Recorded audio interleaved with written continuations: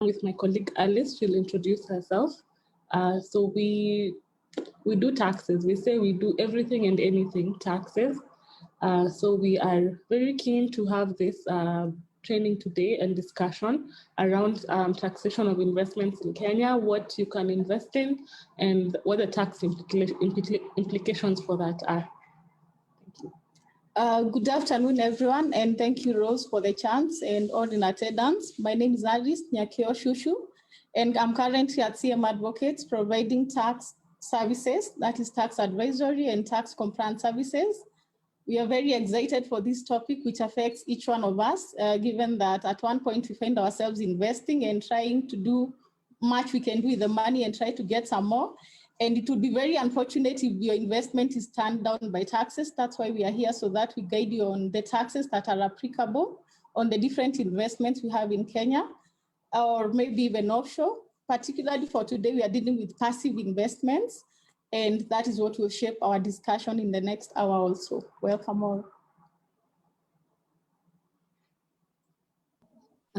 We can kick off and start. Yes. All right. So we are, as Alice has said, we're talking about taxation of investments in Kenya, specifically passive investments, or in other words, anything that is not active trading or a business. So that is what we'll limit ourselves to today. So we will start with, our overview. Our agenda today will be looking at the overview of what we're going to do. We're going to touch on a bit on real estate investments, the stock market, unit trusts, wealth management, pensions, offshore investments, and finally, how to practically file your returns properly. Please, if you're lost, I think Rose has instructed on how to follow up, and if you have any questions, I think we'll do them at the end of the training. So I'd like to touch on the tax regime in Kenya. Kenyan income taxes, which is basically whatever income you get and how you tax it from whatever source, is governed by a specific regime. So first of all, any income that is derived in Kenya, accrued in or derived in Kenya, in other words, anything you're doing within the Kenyan jurisdiction or borders that is giving you an income is subject to income tax. Furthermore, if you are a resident in Kenya and you are employed anywhere in the world, nowadays you can be employed and you're working online and you're employed anywhere in the world, your income, or rather your salary, is subject to income tax in Kenya.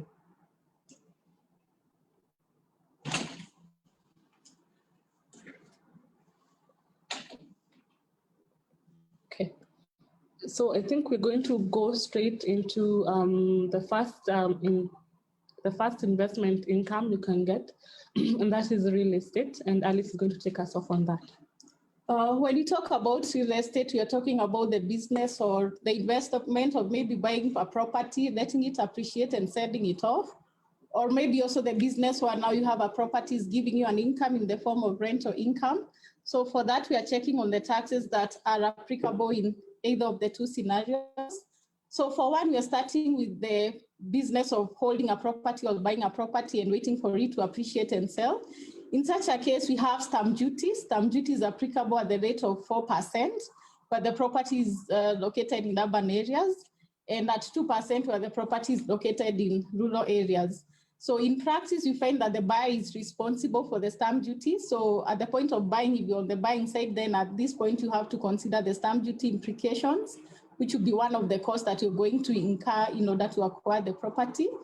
Then for stamp duty, in this case, it's based on the value that is going to be ascertained or that is going to be pegged to the property by the government valuer. This is to prevent instances where now people underquote the value of the property in order to end up with a lower value of stamp duty and in effect pay lesser taxes. The other tax is capital gains tax, which is currently at 5%. And for capital gains tax, which is commonly known as the CGT, it's based on the total gain. So it's a percentage of the total gain you get after holding a property.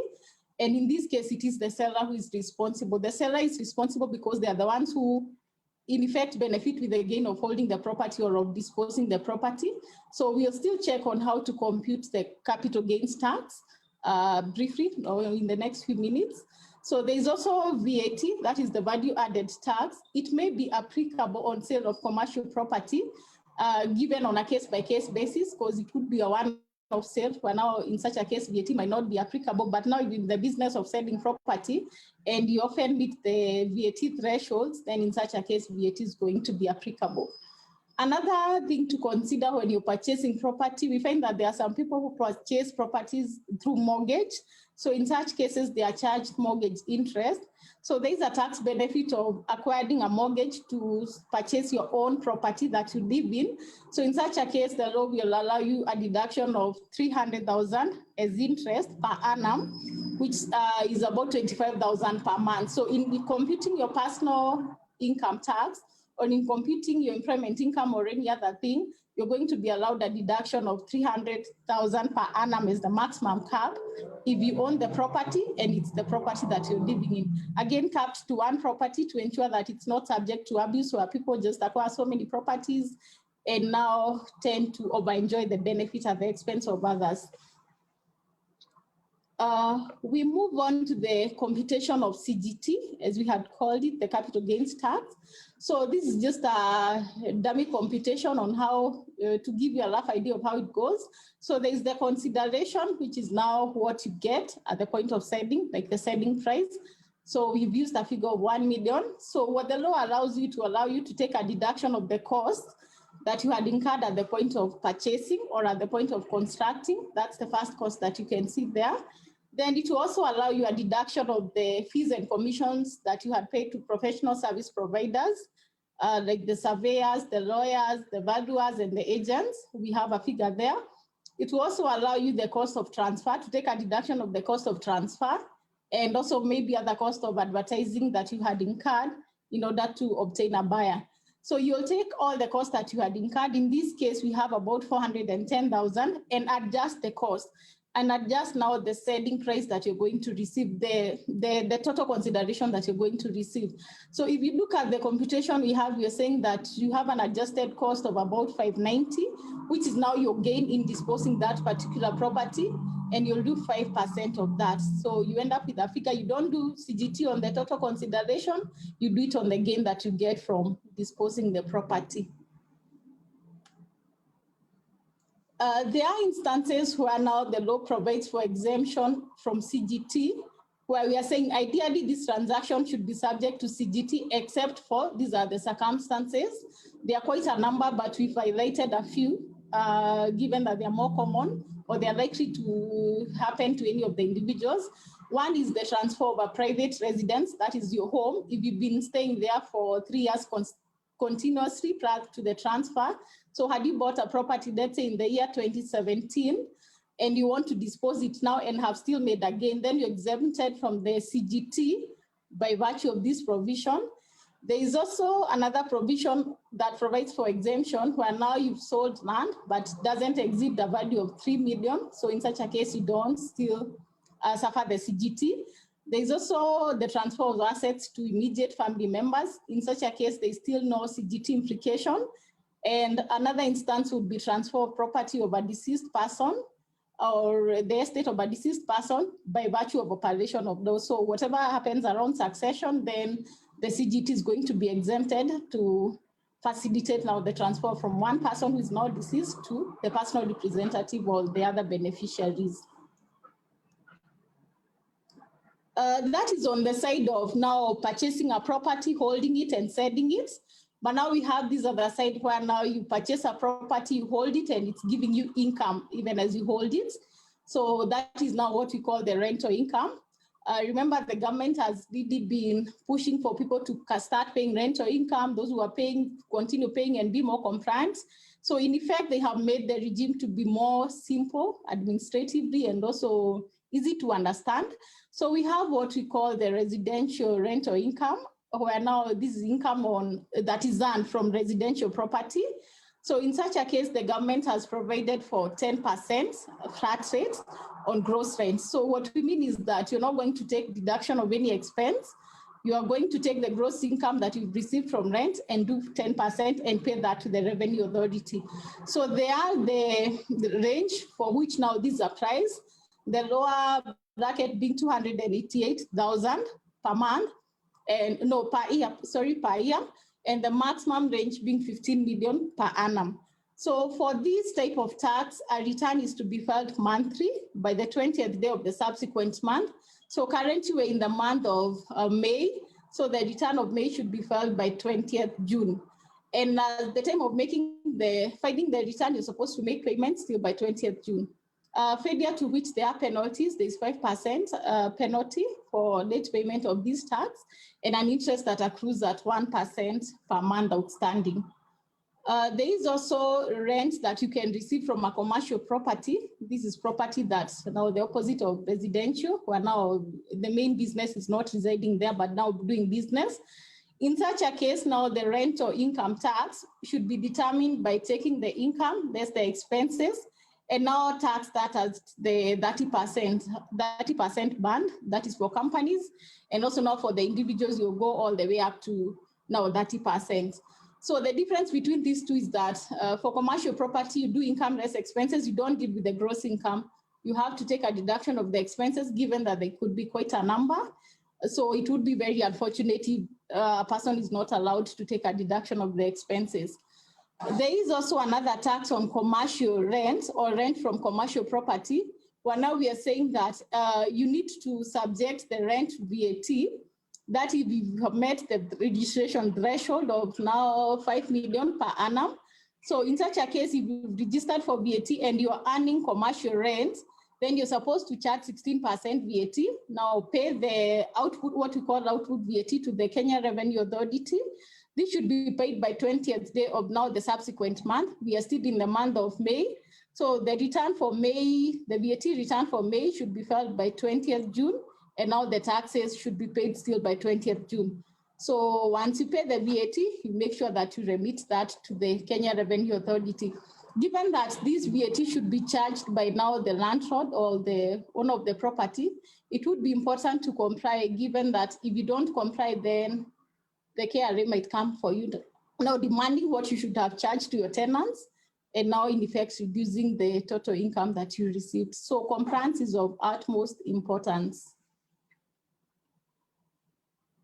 I'll let Joyce to continue with now investments in stock markets. Okay, thank you, Alice. We've looked at real estate. Now if we look at other non-tangible assets, like if you invest in the stock market, this could either be shares or either other marketable securities. The income you get usually from this is interest. So you get either, actually you get dividends, or yes, you actually do get dividends from that. But let's start with, first of all, buying and selling of shares. So even as you invest in the stock market, first thing you do is to buy in or you sell your shares. The tax that is usually applicable is stamp duty and capital gains, CGT. So when you buy or sell your shares, stamp duty will be applicable. Usually, as previously seen, stamp duty is paid by the buyer. So if you have quoted securities or other shares listed in the Nairobi Stock Exchange, those ones are exempt from stamp duty. So you just buy your shares and you don't pay stamp duty. However, for other shares or any other security from any other company, you have to pay 1% of the cost of those shares. That's your stamp duty. Similar for CGT or capital gains tax, if it's a company listed on the Nairobi Stock Exchange, when you sell your shares, you're exempted from CGT. However, if it's any other shares for any other company, the seller is obligated to remit 5% of the gain to KRA. Again, as we've just seen about real estate, CGT has a computation for the gain. So it's not just 5% on the total consideration or the price you have charged for your shares. There is the formula we've seen. Of course, for shares, it's slightly different from the expenses you would adjust from real estate. but it's the same concept. You adjust all your expenses you incurred when you were, let's say, buying the shares, maintaining the shares, professional services, and end up with the adjusted gain that you're going to charge 5% on.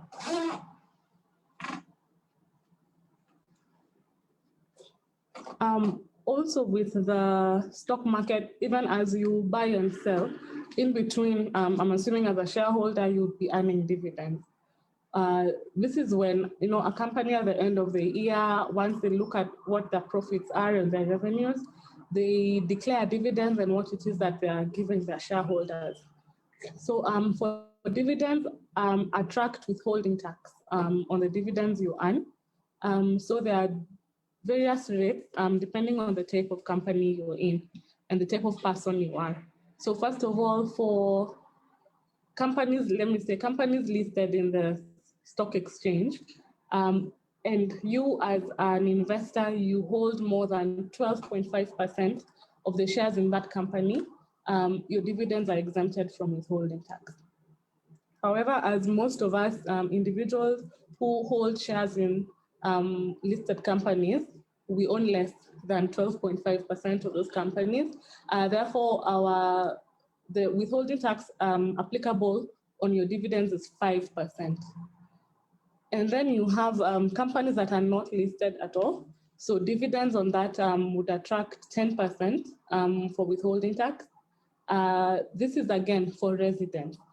If you're a non-resident, you're not resident in Kenya, 15% withholding tax is applicable on the dividends you earn.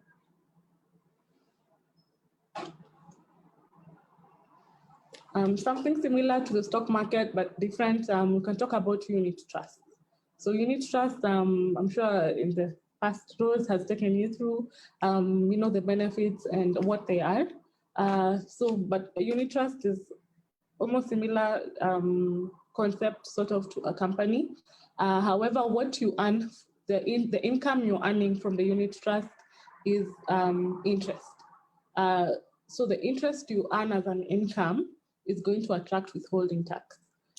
This is usually a flat rate of 15%, and it is the responsibility of the unit trust to withhold and submit to KRA. So similar to dividends, by the time you're receiving your money as an investor, tax is already deducted. Withholding tax is already deducted on your interest. If it was shares, it's already deducted on your dividends. So whatever you get usually as an individual is final tax. Sometimes you have unit holders in a unit trust who are exempt. Usually this is, in a very few circumstances, it would be an individual. Sometimes you find the unit holders are exempt entities or companies. So if the unit holder or the investor is exempt, then once, of course, you declare that and you provide the relevant documents to the unit trust, then they would not withhold tax on yourselves. I know there have been questions around unit trust and so who is exempt and who is not. So for you as an investor on this side of the table, you most of the time, once you're not an exempt person, so withholding tax is applicable at 15%. However, the unit trust itself, the unit trust itself is exempted from withholding tax on money it receives. So a unit trust will have money which they will invest in, and that return is what they will now share with you as a unit holder. So for the unit trust itself, its income is exempted from withholding tax.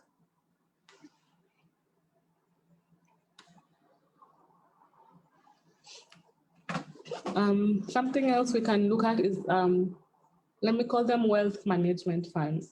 You can have such wealth management funds in various financial institutions right now offer that. Something also similar to this concept is fixed deposits, again, in a financial institution like a bank, etc. Income you're earning from this is called interest because you've put your money there or you've deposited funds and the return is interest, and this will attract 15% of withholding tax, similar to what we saw for unit trust. Again, this is the responsibility of the financial institution to withhold and submit to KRA. So by the time you're getting your money, it's most of the time as an individual, it's final tax. So you get your money and you enjoy it.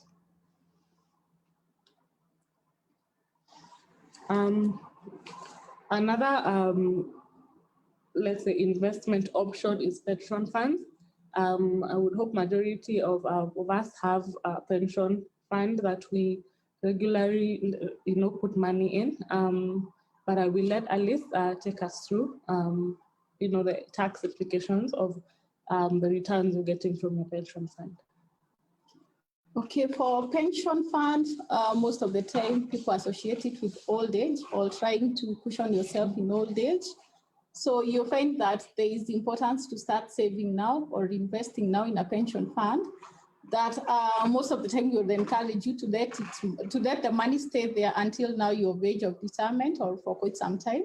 So that's why we have different tax rates for pension, withdrawals from pension.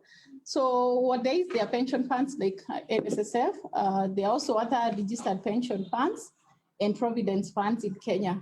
This can be done whether you're in employment, so you have you yourself as the employee and the employer making contributions to that.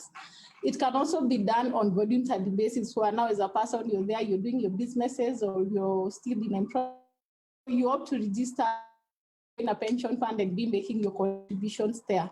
So the law provides for some tax-free amounts, which now to some extent, in some cases, it's 60,000 per annum, the first 60,000 per annum, beyond which now there is a tax that applies. So the tax bands, we have two tables there. For one is the after expiry of 15 years. That is now you're doing the withdrawal after expiry of 15 years from when you joined. So if you look at that table, you'll see the first 400,000, that is after the tax-free amount. So if the tax-free amount in this case was 60,000 for 1 year, so you get now, you hit the first band when now you paid the 61,000 shilling. So for now, for the next 400,000, you're going to be taxed at 10%. The next 400,000 to be taxed at 15. You continue all the way up to now 1.6 million in excess of the tax-free amount, you hit the 30%. That is when you make the withdrawal after 15 years from joining the provident fund or the pension fund. So the other cases where now maybe you change employer or for some reason or the other you want to make your withdrawal before now the expiry of 15 years. So in such a case, the tax bands are a bit more to tell you, like you look again whether you need your money now or not. So the tax bands are a bit higher. So for the first 288,000 after the tax-free amount, so you have now that being taxed at 10%. The next 100,000 being taxed at 25%, and any now amount above 388,000 being taxed at 30%. So you find when you're withdrawing before expiry of 15 years, you hit the 30% band way earlier than you would if you waited for the 15 years to expire. So another benefit is now when you're making your contribution to the pension fund, maybe you're making monthly contribution or whichever intervals that you're doing, the law allows you a deduction of 240,000 being the maximum deduction to any contributions that you make, funds, provident funds, and any other retirement schemes that are in Kenya. It is important to note for you to enjoy the 240,000 deduction as a person, the scheme that you're working with needs to be registered in Kenya and operational in Kenya. Again, we're encouraging people do the contributions here, grow Kenyan economy, get now this benefit. Should you make now contribution to offshore pension funds, then now you don't get the deduction of the up to the 240,000 per annum. Another consideration now we have in this training, which is of interest, is the offshore investments that a person may have. There are quite a number, and I'll allow Joyce to take us through that. Okay. We've gotten some questions around, which other countries have better tax benefits than Kenya. We've heard of tax havens. Maybe some of the most common ones are Mauritius, British Virgin Islands, Singapore, Cayman Islands. Sometimes depending on exactly what you're doing, you'd find even some specific areas like Delaware State in the US, tech companies like it because it has better taxes for them. So it's just really about your need and what it is that you need and you're looking for, and exactly what investment you're doing as you make your decision whether you want to set up or maybe have your head office operations in a tax haven. Also to consider as you're choosing other jurisdiction to invest in is whether Kenya has a double taxation treaty or a DTA with that country. Kenya has several of them with various countries. Most of them are operational, maybe some are not.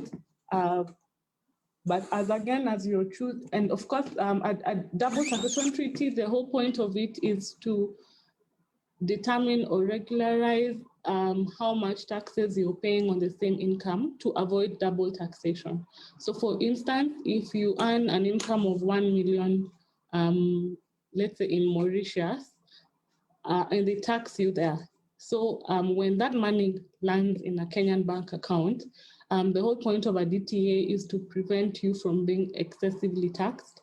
So for KRA not to tax you again or way more than you would have been taxed.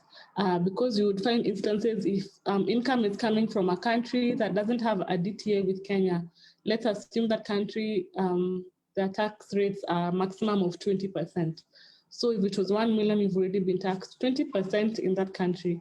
By the time your money is coming here, Kenya will still tax you since there's no DTA, and we're going to tax you at our current rates. So if the maximum for Kenya is 30%, Kenya will still tax you at 30%. So eventually, when you look at your total tax expense, it's coming to 50% of that income you got. So to avoid such a scenario, we have double taxation treaties, whereby we regularize it, and each, depending on the country, and each treaty is a bit different. Who is taxing what, at what point, is there any exemption, also a limit to the tax rates. You find the tax rates in a DTA are usually slightly lower than what we would normally have in our normal taxes as per our laws. However, even something to consider as you think and opt to, go to a tax haven, especially if you're not having your base of operations there. You could be Kenyan. You're a Kenyan-based person. You just have like a ghost office in whatever country you have chosen. It's important to consider the administration costs in that jurisdiction and weigh them against the tax benefits that you think you're going to earn. Because sometimes per the regulations, the administration costs can be quite high, because some countries would tell you you must have a local or a resident director. That means you have to find a resident person in that country to act as director. And of course, that is a cost. And of course, there is trust issues. It's more than just money. Now it's about management and trusting this person. The other thing it could be, you have to have a physical office. So now you're paying rent. And of course, a physical office has other expenses. Sometimes you have to have a bank account there, a number of minimum employees. Maybe some would say you have to have at least 2 employees for this to work. So if you consider all the things that you're supposed to do and are requirements to operate in that jurisdiction, vis-a-vis what the tax benefits you're getting, now you make your decision. When you do have offshore investments, most of the time what you do get back is interest and dividends income. Most of the time, this is taxed at source. So it's taxed at the country of source. So if it was coming, let me use Mauritius as an example, it might be taxed in Mauritius. So whatever tax rates, whichever country you have the money is coming from, they use their own tax rates. And then you get your income after tax. If you're sitting here in Kenya, the money will have to come back into Kenya. So by the time it's landing into Kenya, and let's say in your Kenyan bank, if you're an individual, usually that's final tax. There's no tax due in Kenya or from KRA, because remember what we said initially when we started, our Kenya tax regime is let me call it source-based. So it's income accrued in or derived from Kenya. So, or in Kenya. So if clearly your offshore investment income or your interest and dividends income didn't come from Kenya, there's no more tax on it. However, for companies, it's a bit more complicated because if you're an incorporated company in Kenya and your money is coming in, you have to incorporate that into your books, either as income or revenue, depending on exactly what type of company you are in. And now from there, you have to do your accounting, as well as after that, your tax computation to determine your taxes. If there's a DTA with that country, you put that into consideration for you to end up with your final taxes, if at all.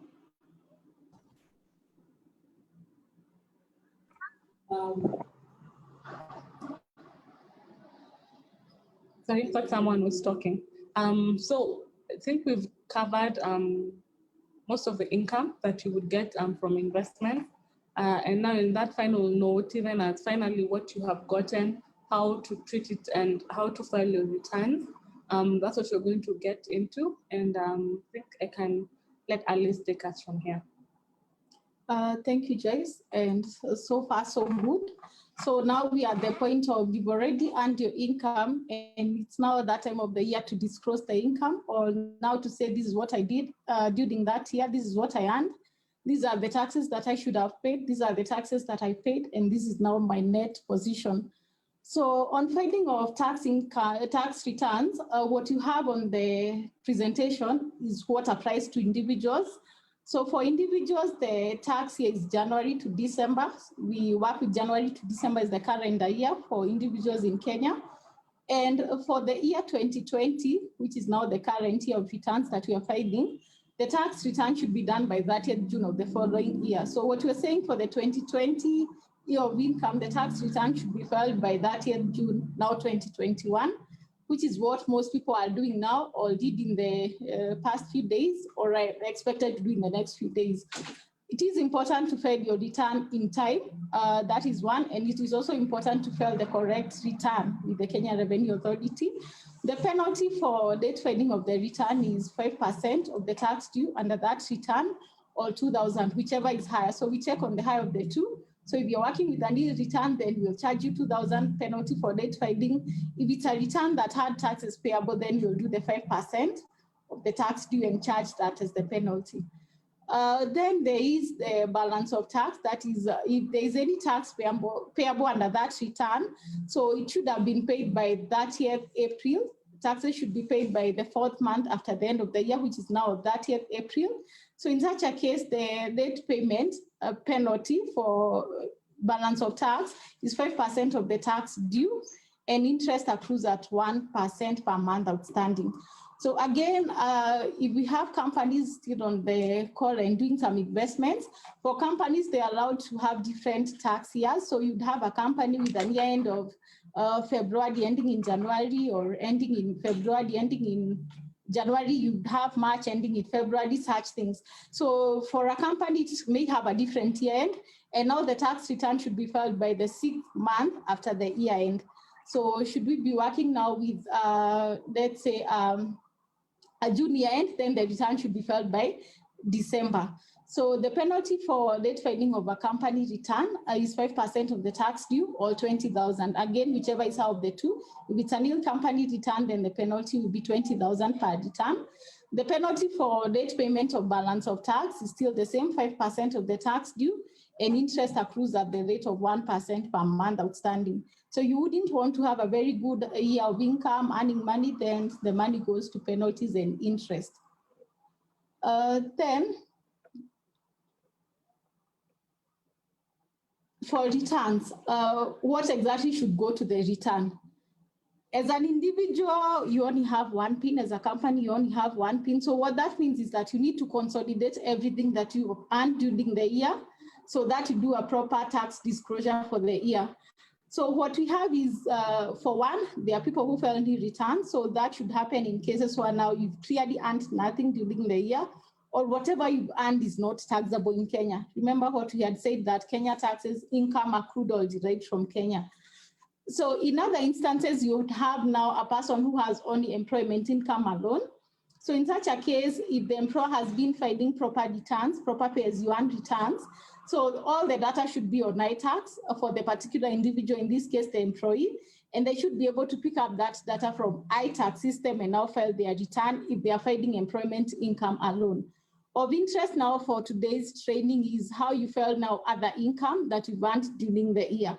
So what you are supposed to do in this case, you only need to populate an Excel, what we call now the data pack, depending on the current version that is provided by KRA.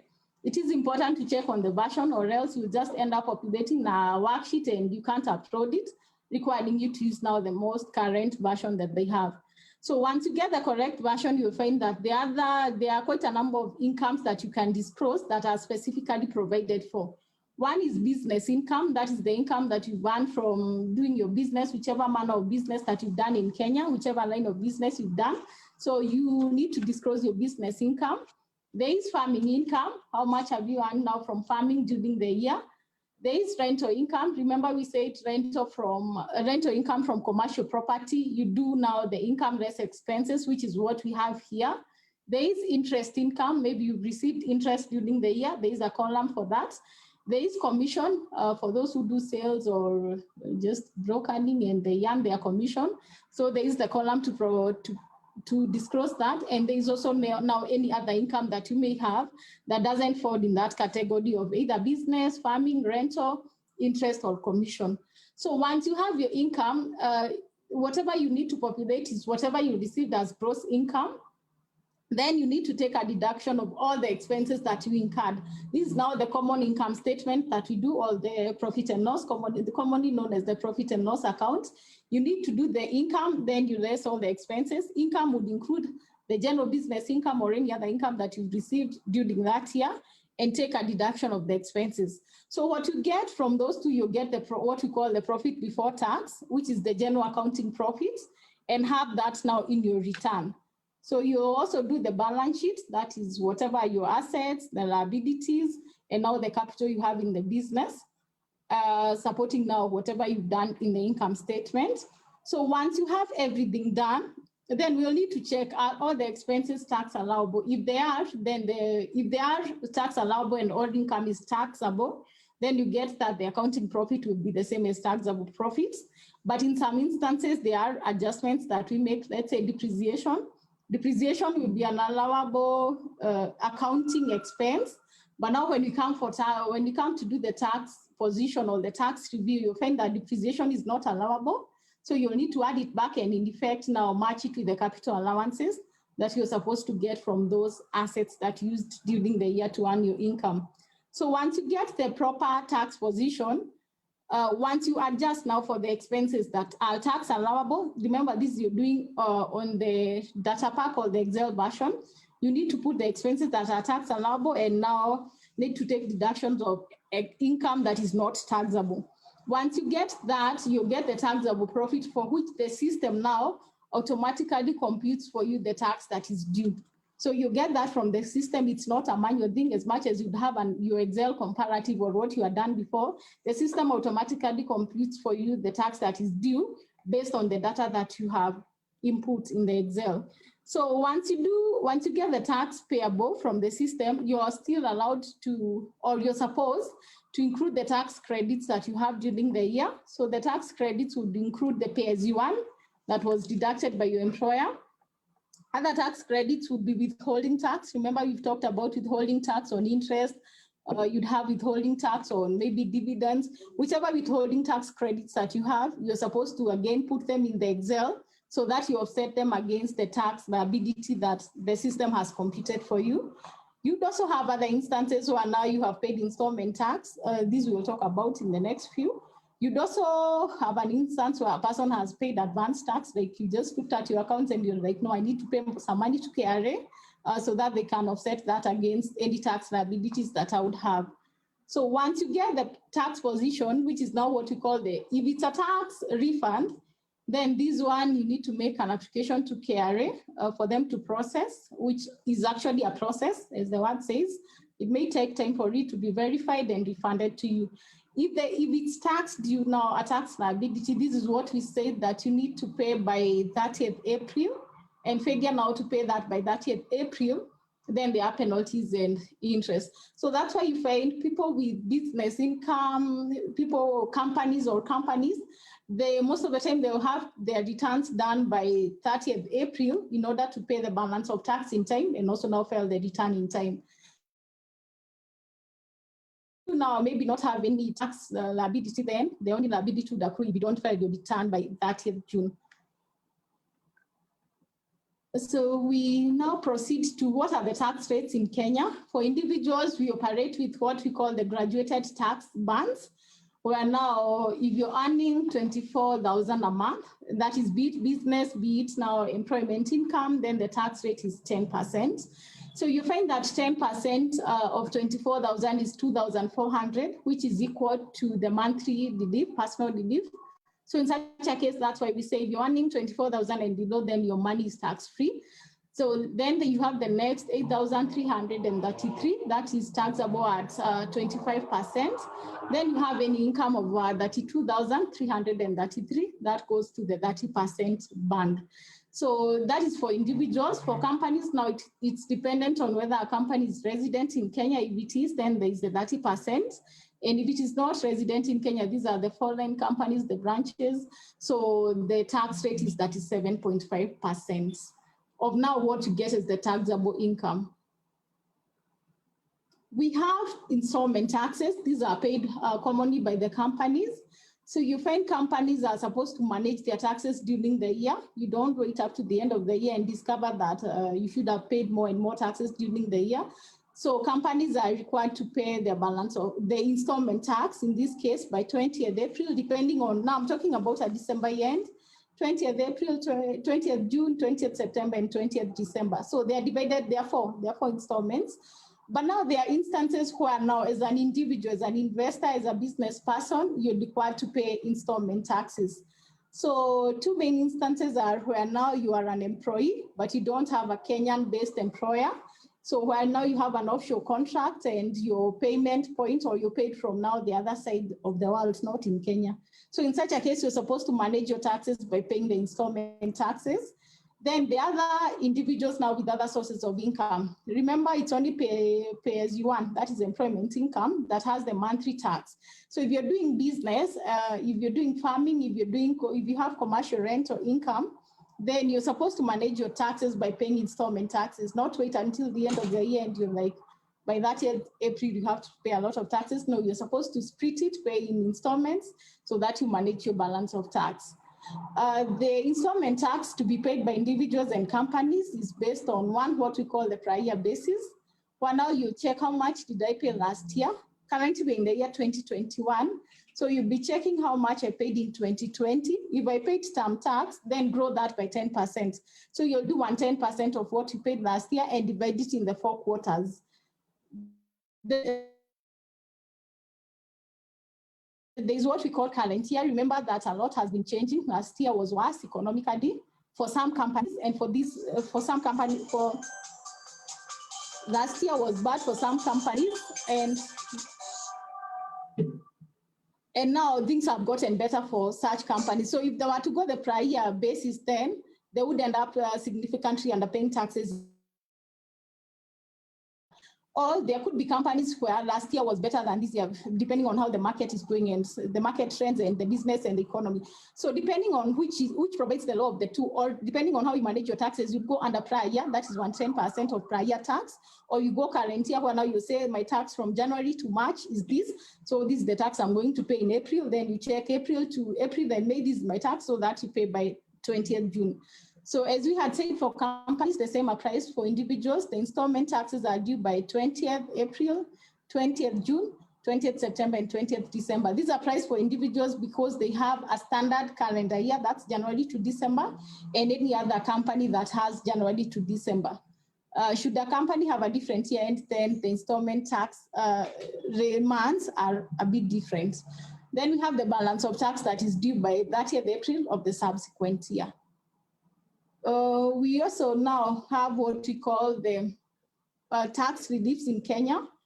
for individuals, we've said that the system will compute for you the taxes, and also now you're there to take the credit of the taxes that you've already paid. But now again, the same law provides for some reliefs just to cushion you from now the economy and to leave you with a bit more than you'd have been left with were there not these reliefs in place. So we have one, the personal relief, which is currently at 28,800 annually. That's 2,400 for all individuals in Kenya. So you'll do your taxes, then take a deduction of what now we are calling the personal relief. There is also what we call the insurance relief, which is provided at 15% on the premiums that you've contributed, capped to a maximum of 60,000 per annum. That is for the following policies. We have life insurance, education, and health insurance policy. Remember that you can also maybe invest or cover yourself by taking a policy. So once you take a life insurance policy, then this is the benefit to consider at the time of filing your returns or making payment of your taxes, that you'll be saying, look, I have this policy that I'm contributing much premium. So you do the 15% of the premiums, check it against 60,000 per month, and take that as a relief against now your taxes for the year.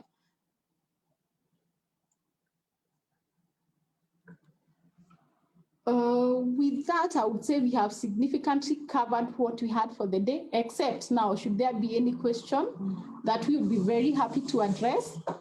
And at least there's a measure of we've been through with you during the training, and now we are ready to address any questions that you have.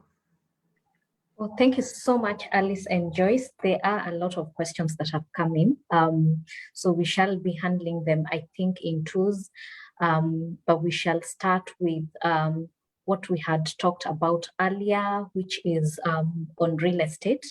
There's a question that if the tax is usually, let me just read it as it is. The sale of land, is it per individual title deed or for the entire land? If say two titles and the value is at 3.2 million, each piece going for 1.6 million, and to add to the 3.2, just to clarify. So I think that is on payment of CGT or stamp duty when it comes to land sale. The other question is also on CGT. Are you required to provide documents to support your adjusted cost? If yes, what happens when you cannot trace receipts for the expenses incurred over the years, cost of any renovations, developments done? Yeah, you don't have receipts for that. I think we can answer that for land first. Okay. I can take that question for real estate. Okay.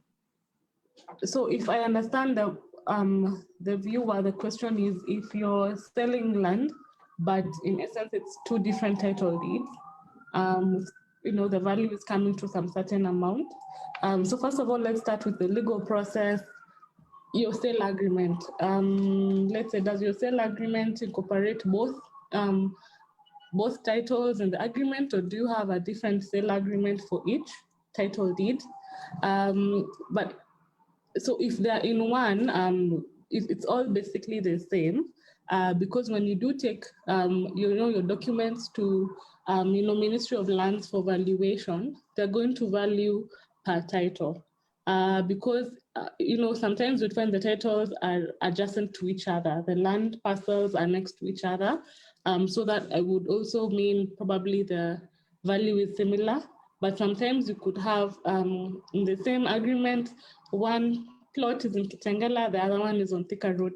You might find the valuation, of course, the value is different. So yet again, for land and stamp duty, it's about the value that the government has placed on it based on similar properties and whatever experience or whatever it is that they choose to use to value that land, and also depending on where it is. So you can, ask for any amount that you want, but eventually stamp duty is about the value of the land that the government has accorded it.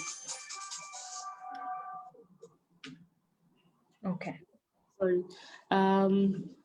Then for CGT or capital gains tax is again on the consideration you get. assuming that the person you're selling to in most instances is a third party, or it's not someone you're related to per se, especially if you're a company that influence the price that you're putting on the value of your land. So even if the government values your land at $1 million, but you choose to ask for $500,000, you're free to make any commercial decision you want. You can ask for any price you want. CGT, you calculate CGT on the actual amount of money you're getting paid for.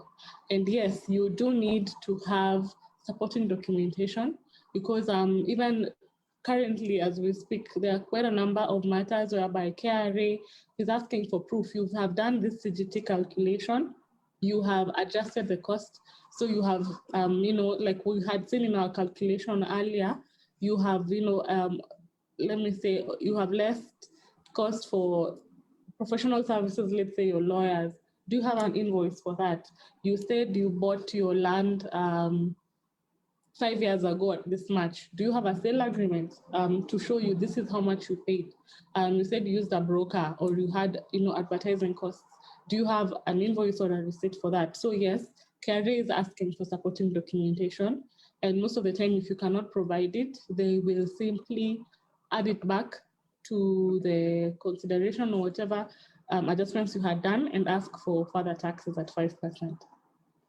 Also, in addition to maintaining documents, it's important to note that the law provides that documents should be maintained for 5 years, or KRA has a 5-year audit period that is open, so they can go back 5 years and request for any documents other than even what you're talking about for the CGT. Should you be doing business, then you need to be maintaining your records very well to prevent instances where now you're being asked questions and you cannot be able to properly address them for lack of support. Again, even on the filing of the returns, it's important to include the expenses that you can properly support if you're questioned. Remember, we said you're reporting the gross income, then you less any expenses that you've incurred. It's important to have those invoices alongside as a support that these were actually incurred during that particular year.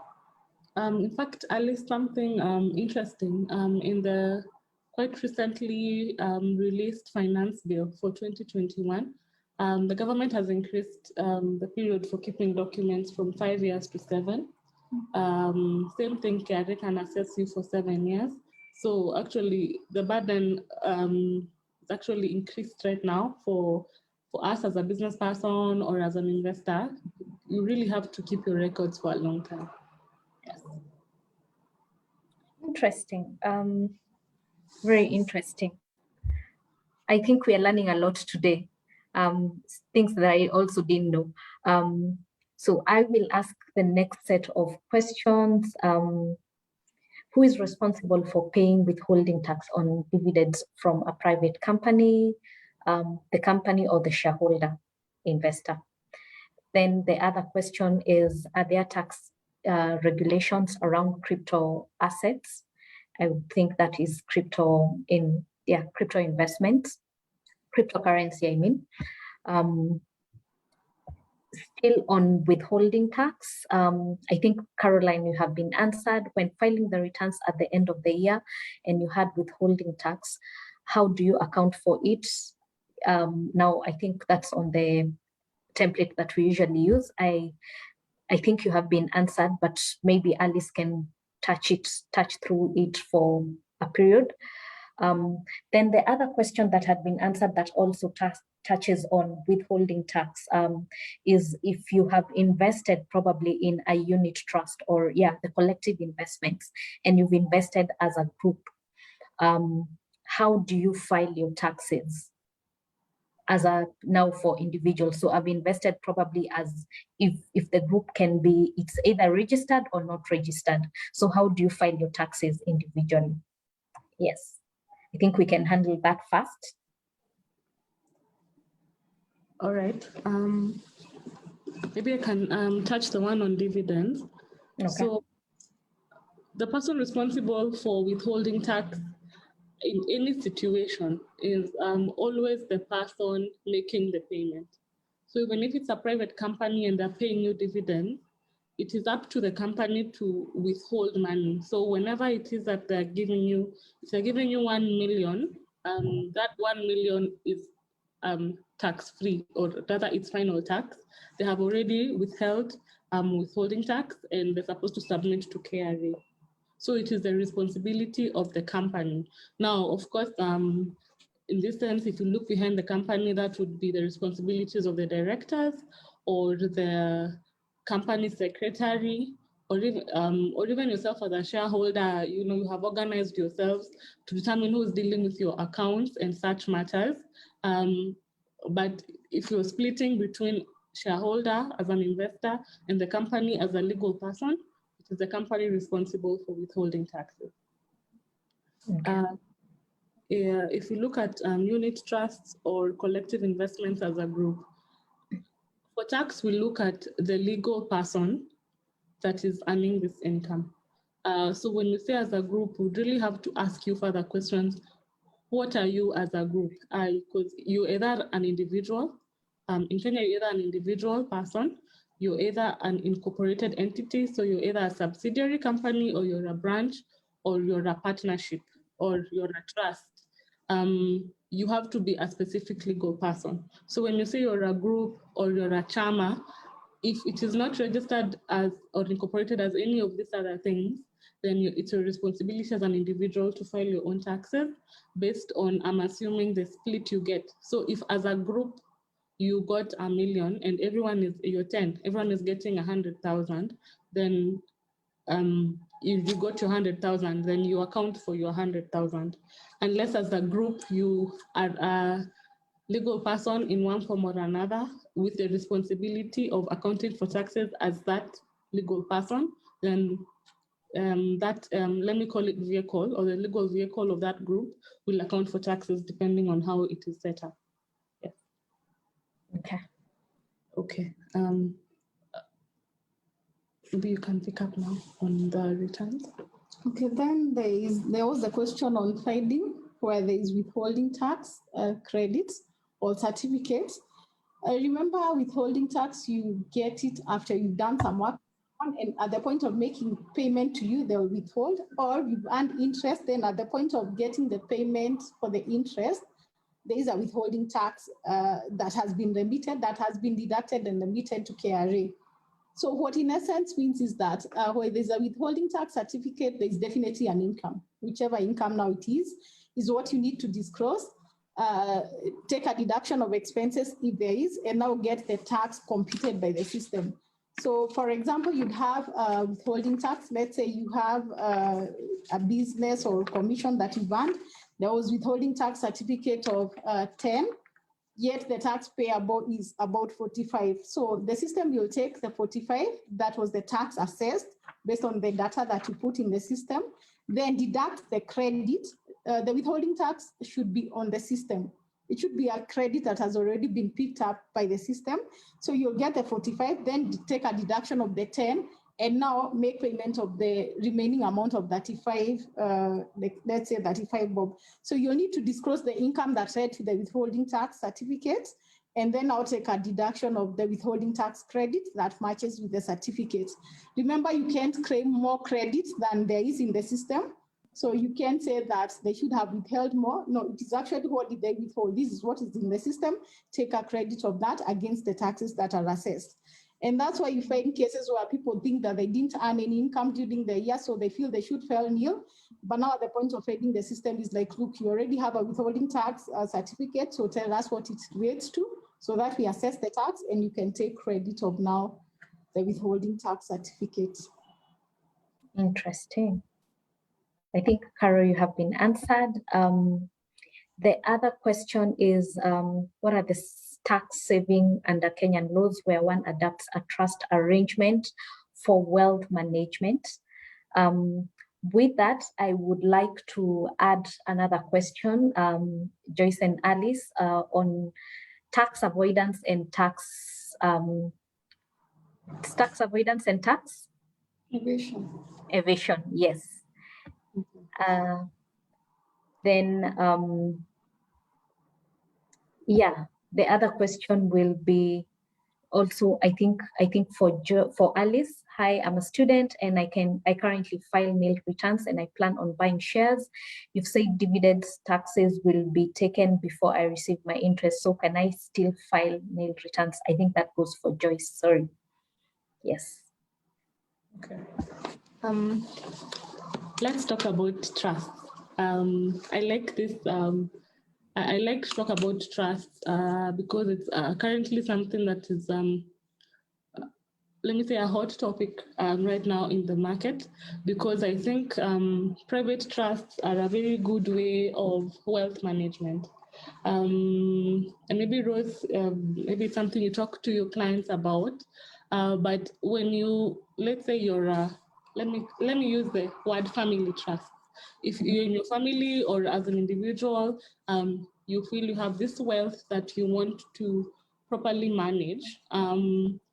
In terms of even after your own lifespan, because there's so many things. If you look at Kenyan history and you look at several let's say wealthy, famous Kenyans, we can point out families that have had scandals about their money, especially after their the main let me say patriarch has passed away. You kind of see the benefit of having a family trust. So a family trust, you can either have incorporated or not incorporated. But if, let's say, you incorporate it, it becomes a legal vehicle that has its own trust deed. That depending on the terms you have put in there, it will determine, let's say if it's yourself, you're the one forming the trust, let's say you'd be the trustee, or you would be the, the settler, the person who is, putting the property, whatever type of property, all the things we've talked about today can form part of the trust property. You determine what is put in, how it's removed, how it is used, at what point that is used or not.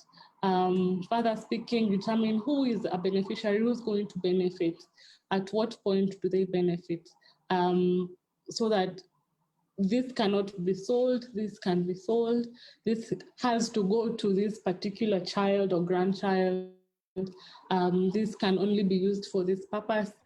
So you are, almost sure that, let me call them your beneficiaries or your children and other generations, future generations are going to use your wealth properly. They're not going to mismanage it, so that even your grandchildren can find the money you left them with, or you left your children with. If you look at it, also the main benefit of having a trust, because the person asking about for wealth management, is it will really avoid a lot of time, let me say time wastage and legal process of, our Kenyan legal process of passing property after a deceased person, has passed. Because right now we have succession law. Succession law or succession, the process of succession in Kenya is quite tedious. It can take years. It can be contested. Yes, you can have a will, and I would say first have a will is a very good thing to have. You'd rather have a will than not having at all. I think the next best step is to have a trust. So even your will can be contested.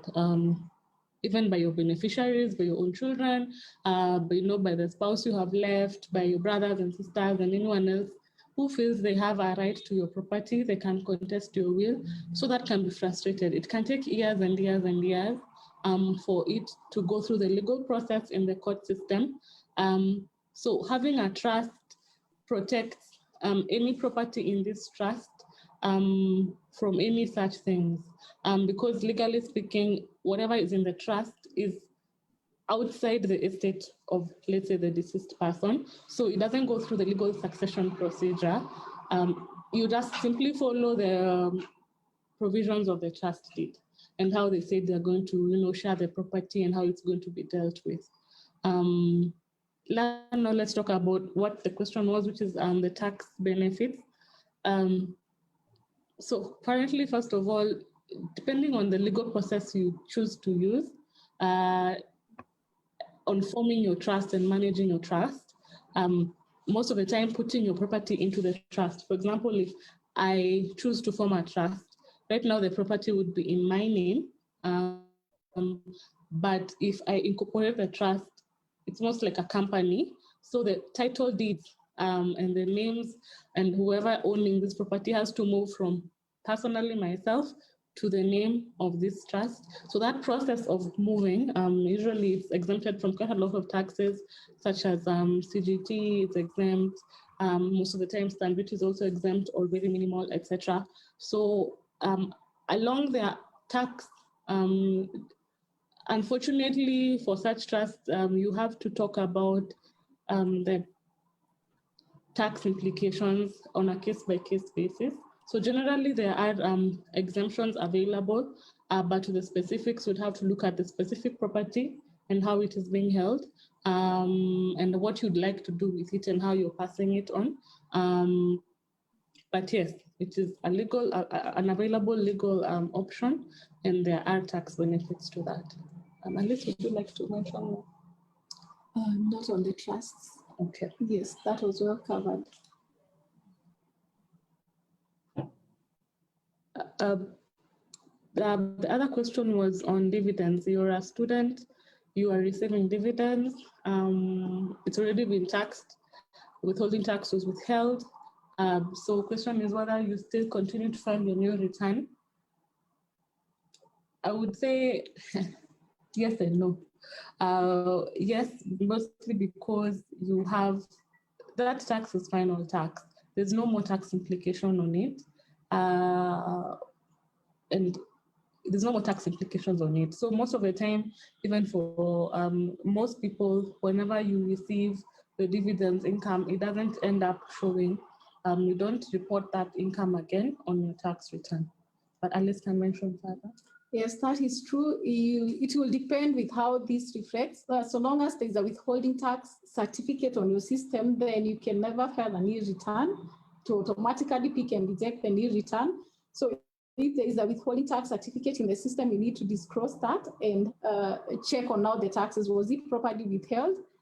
And if it was properly withheld, then there is no further tax on that.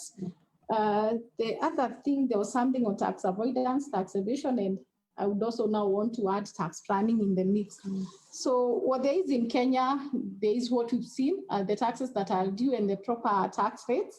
So it is an offense to try and evade tax, like do your business in a way that you're clearly not interested in paying taxes, or you're clearly doing everything to make sure that you don't pay taxes. So that is a punishable offense, and would also lead to maybe in instances where now companies are chased to the point of almost closing down, the directors are imprisoned. There's so much very unfavorable consequences if you try and evade taxes in Kenya. But now there is the positive side of now tax planning, which is when I would say we look at your affairs, or you look at your affairs and see how best can I structure what I'm doing to make maximum income, maximum benefit, and pay the right share of taxes. We won't call it the minimum share of taxes, but the rightful share of taxes.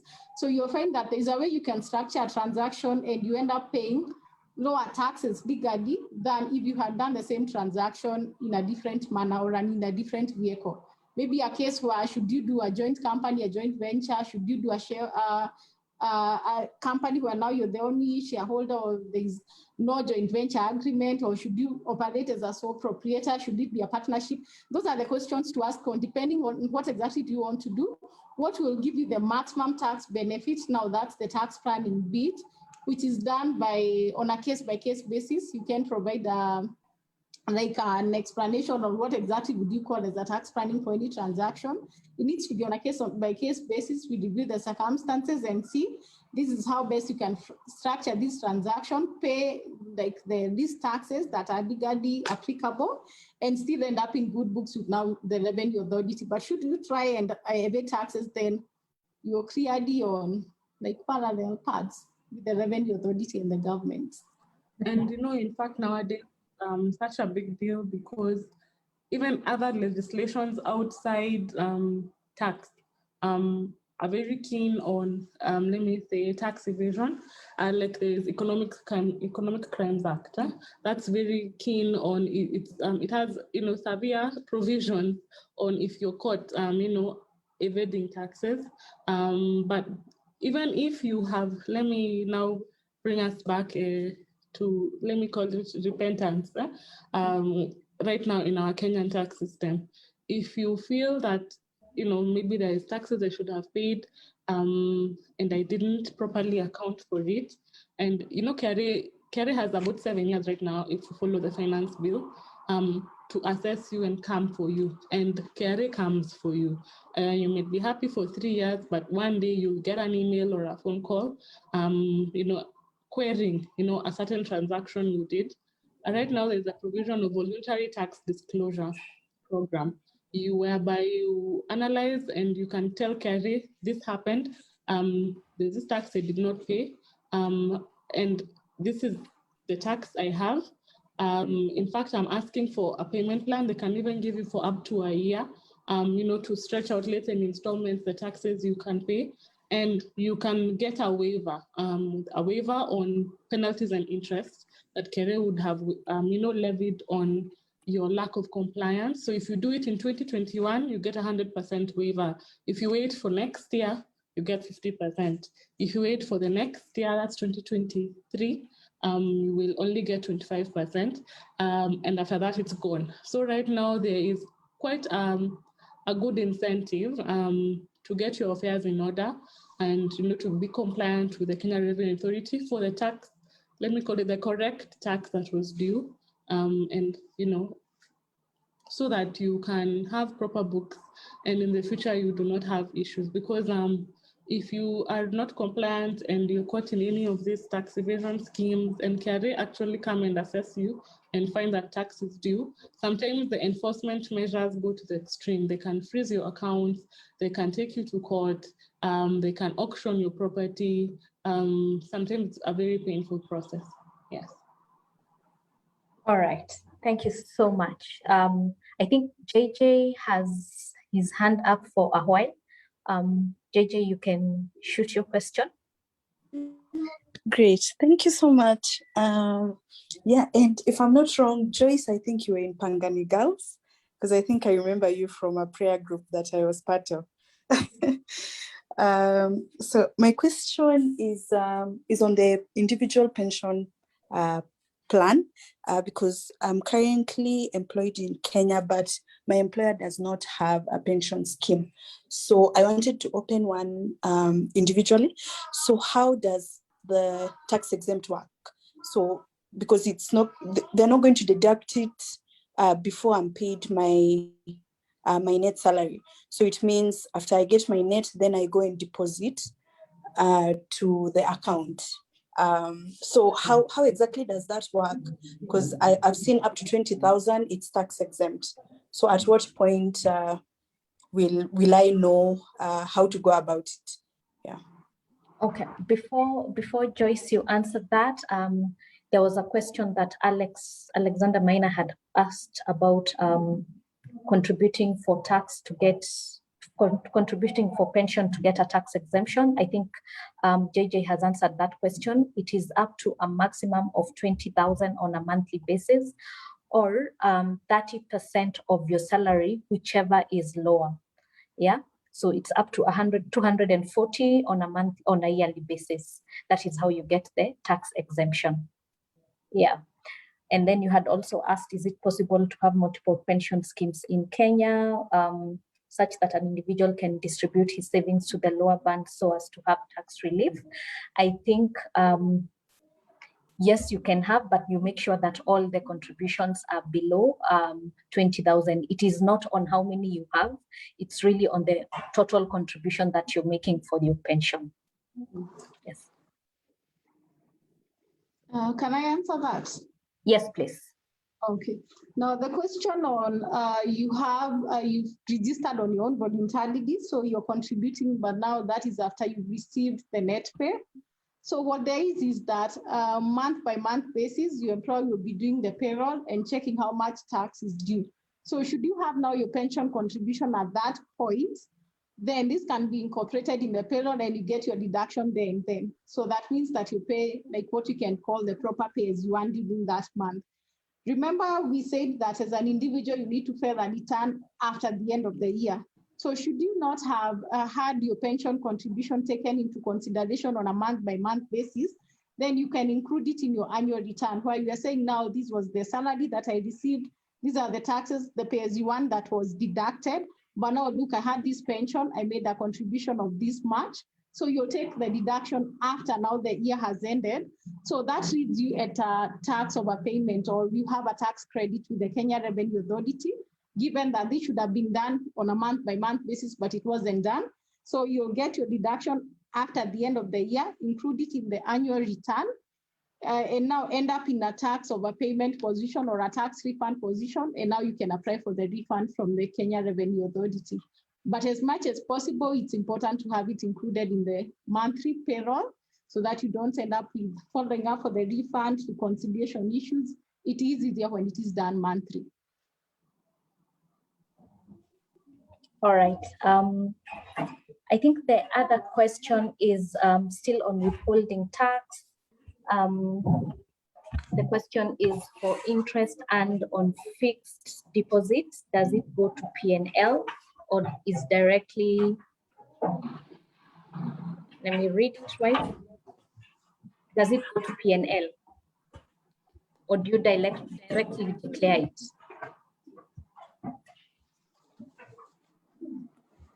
The way to declare now interest in the tax return, you only have the P&L section of the tax return, the income statement bit. That's the only place where you need to include your income. There's no other lot of where you can include your income. So you need to have the interest there so that it can net, or the tax on the interest can be netted off against the withholding tax credit that you have.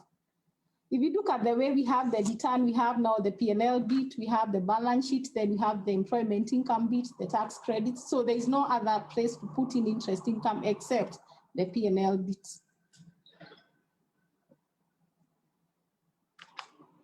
I hope that is well answered. Yes, I think it is. Imacha, yes, we shall share the presentation in once we are done. Hopefully by tomorrow because of downloading it and all. The other question is on dividends. Do you still have to pay dividend tax if you say you don't withdraw the dividend amount, but instead you choose to reinvest it into the circle or the company? That goes hand in hand with another question that have been asked. If you invest, say, in a 5-year investment plan, which gains interest monthly, at what point do you pay tax? Or is it as the interest comes in monthly or at the end of the 5 years when you finally close the policy and you get your whole amount? So let me try and answer the last bit of it. You pay your taxes once you're making withdrawals, whether it's on a monthly basis, whether it's mid-term of the 5-year or at the end of the period of investment. That's when you are able to declare, because you declare on the gains, on the returns that you have quoted. Yes, but you can handle that, either Alice or Joyce, for the dividends. Let me see if there's another question on dividends. Yes, on unit trust, what happens when the company is tax exempted? What will you need to file or show that or do you need to, is it a final tax really? That's the question.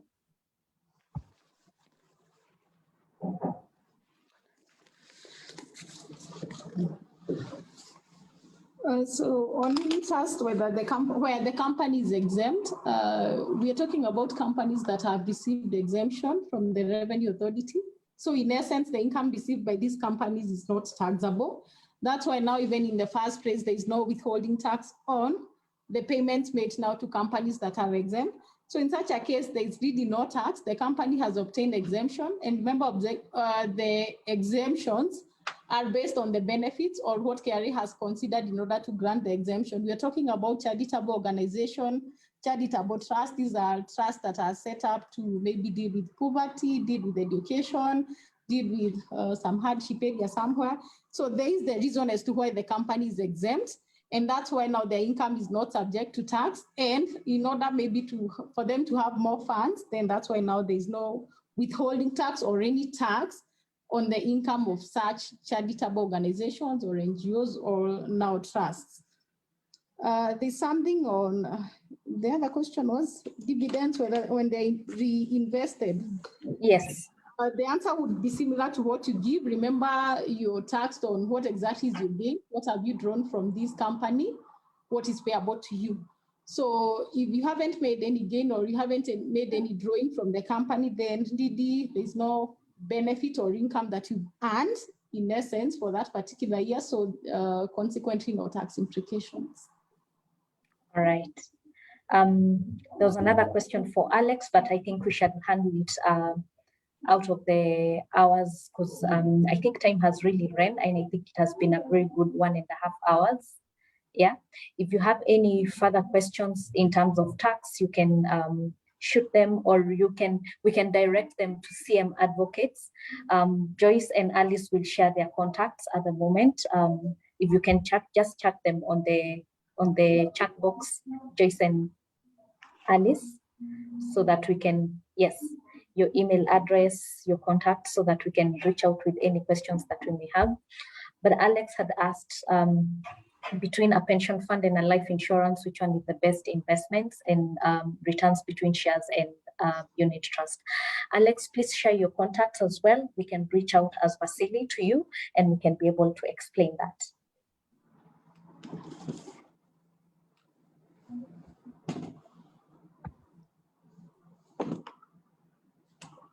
Otherwise, I think all the questions on my end have been answered, unless there is any more question. Joyce, you haven't answered JJ whether you are in Pangani Girls. Oh yes, JJ, I was in Pangani Girls. Which year? I left in 2007. I don't know which prayer group that was, but it's great, at least talking to a former alumni. Great. Is there someone from Kenya High here so that I can brag? Yes, there is.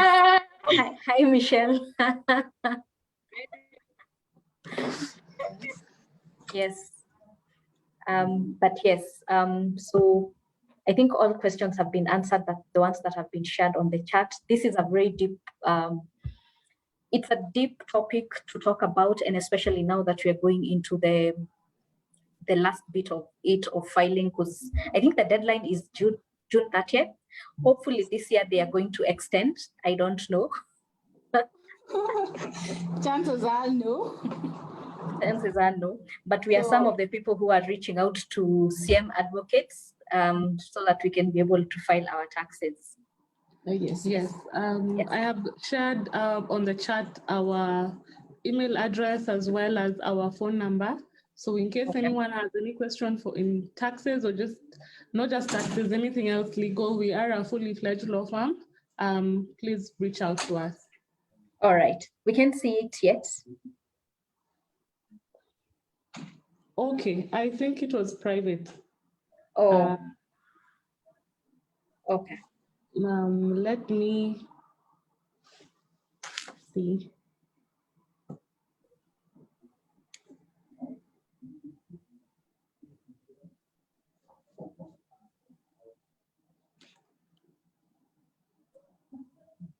All right. But in the meantime, if you hadn't registered for the webinar, please shoot us an email at info@vasiliafrica.com so that we can be able to share the recording. You can listen to it, you can share it with your friends as well. We are going to post it on our on our YouTube page as well at the end of the period. So you can talk to us and then we shall, yes, just send us your contacts. Michelle says she has a little burning question. Michelle, you can unmute yourself. Okay, ladies, thank you so much for today's discussion. Please, my question is on chamas. You know, when we invest in chamas, I'm sorry, I hope you can hear me. There's some noise. We can. I'm near a hospital. You can hear me? Okay. In case if you're investing in a chama and you open a bank account, remember not all your names will be on the bank account. You'll have maybe 3 signatories. In the same way, if you decide to put your money, say, in an MMF, a unit trust, you'll probably just have 3 signatories. And this chama is not registered. So it means there is nowhere the other members of the chama are recognized as having any legal ties to the money that we're putting in. So do these other members have to file returns, or will it only be the 3 signatories who are registered in the MMF joint account who will have to file their returns?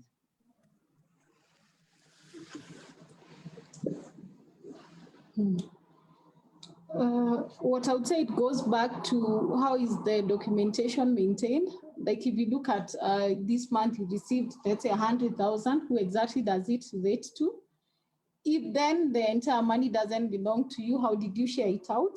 And once you get the portion for each person, then each person should account for taxes under their own PIN. That is if at all they are not registered.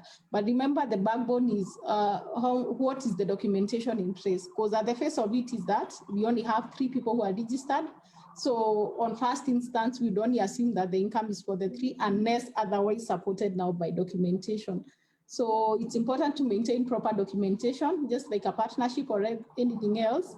If something is not incorporated as a company or as a separate legal entity, then each person is responsible for their taxes.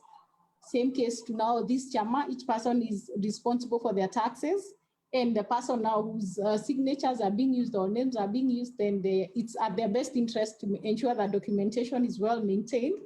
Should there be any questions in the future that the bank says they paid you this much, how can you answer KRA? How can you support that this entire money did not belong to you?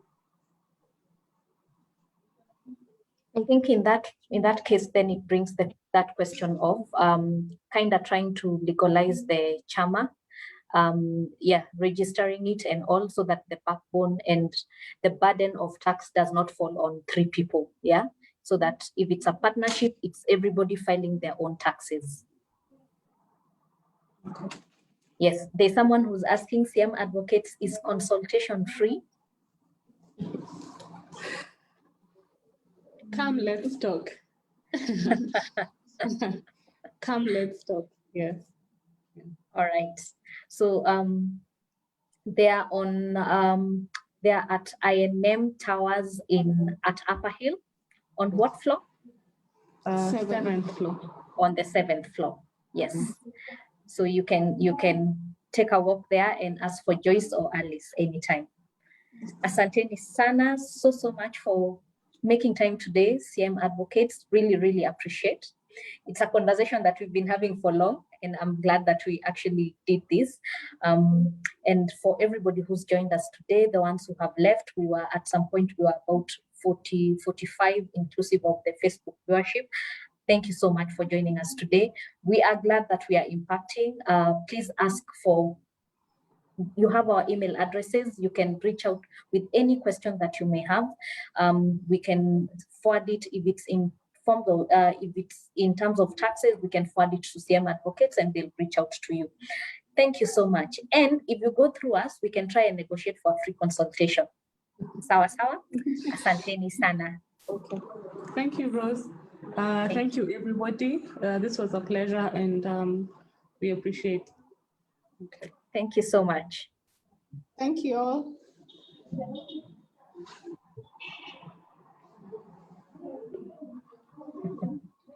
Alex, we shall talk.